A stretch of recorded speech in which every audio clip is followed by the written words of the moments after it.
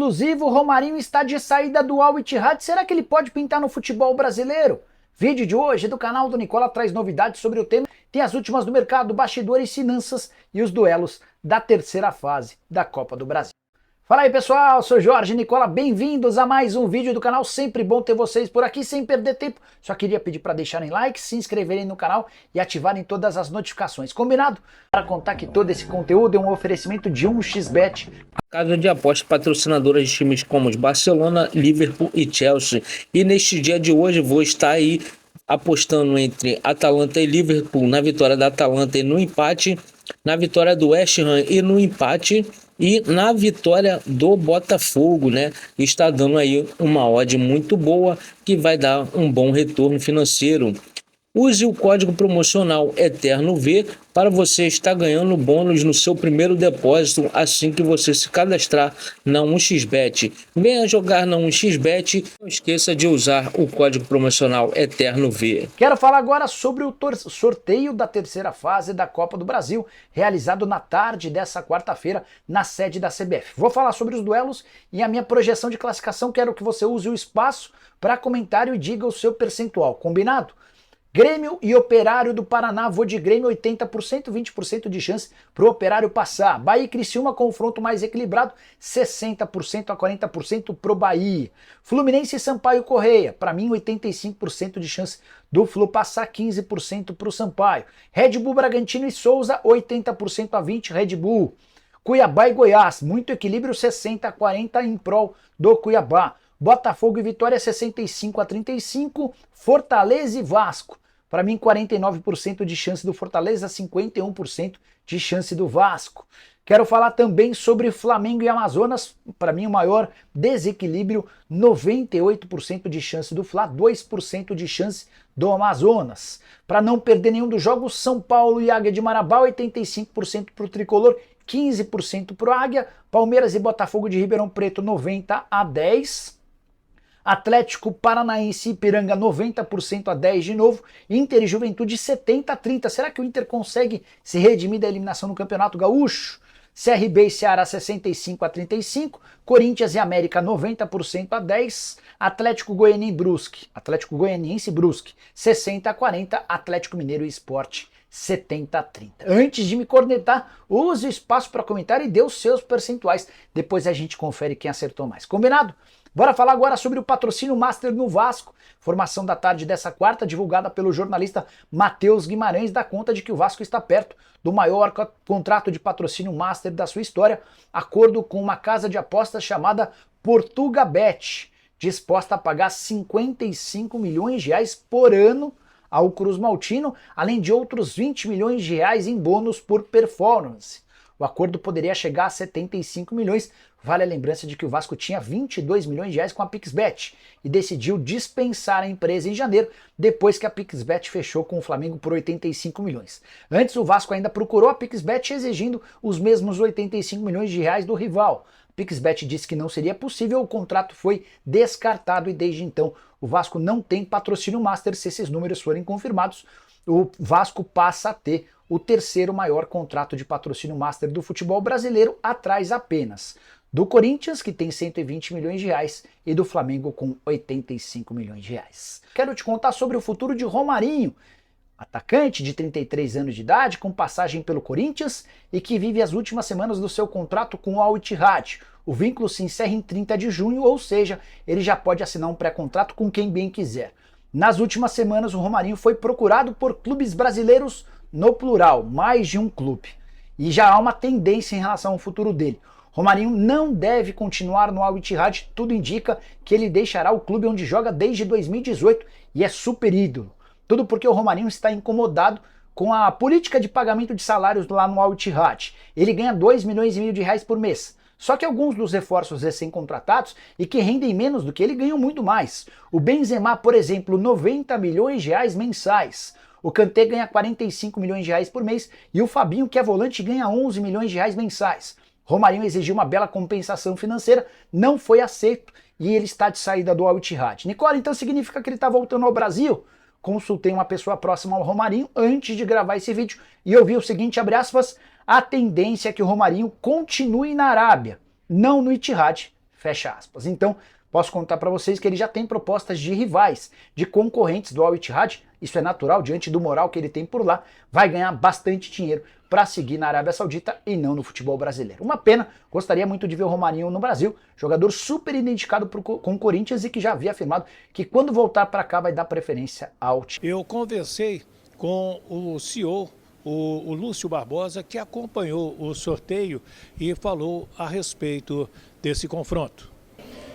Ídolo, a gente sabia que seria difícil a partir dessa fase, mas a gente ficou muito feliz que vai poder decidir em casa com a nossa torcida.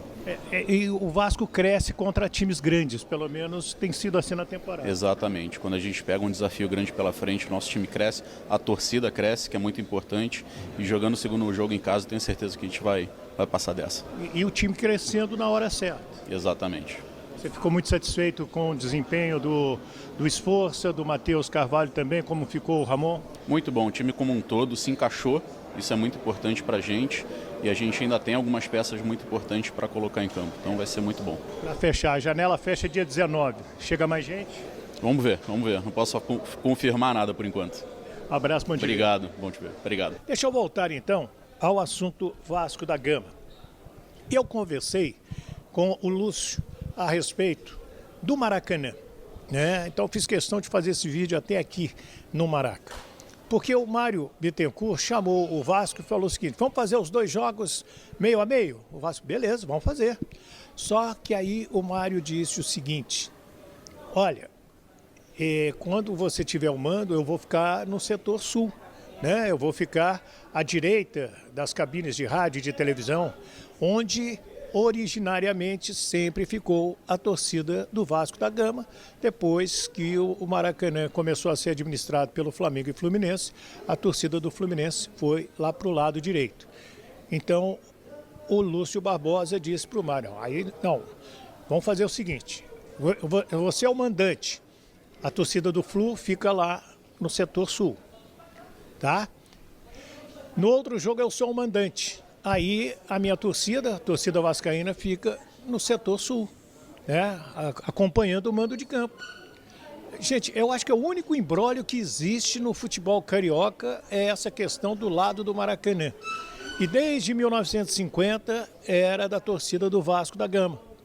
E depois, quando o Fluminense começou a administrar o Maracanã, ele pegou aquele lado para ele, tá? Então, ao meu sentir, e vocês ficam à vontade aí para comentar, não é briga, não é nada, mas é assim, é discutir de maneira salutar o futebol carioca. A ideia do Vasco, quem tem o mando tem o direito de ficar no setor sul, eu acho gigantesco, eu acho bacana, né? É esportivo, é jogo limpo, é fair play. E aí o Mário não quis aceitar, porque poderia ter críticas da sua torcida. Eu entendo também o lado do Mário, mas não posso deixar de destacar o lado do Lúcio Barbosa, do Vasco, de buscar o bom senso para esse termo. O Maracanã, afinal, ele é de todos os clubes do Rio de Janeiro. Neste momento ele está sendo administrado pela dupla Fla-Flu. Há uma concorrência correndo, né? E se o consórcio Vasco da Gama, W Torre, Legends ganhar? E aí, como que vai ser? Volta tudo ao normal? O Vasco só fica lá no lado direito, o Fluminense volta lá pro lado esquerdo? Né? Então, eu acho que o presidente Landim estava no sorteio junto com o Márcio, que é vice-presidente do Galo, né? O doutor Márcio André Brito, pessoa queridíssima, fantástica, um grande atleticano, meu ouvinte na Rádio Itatiaia, amigo do meu amigo Ramon, né, da Oficina Carreira, lá na Avenida Belém 1000. Alô, Ramon, um abraço.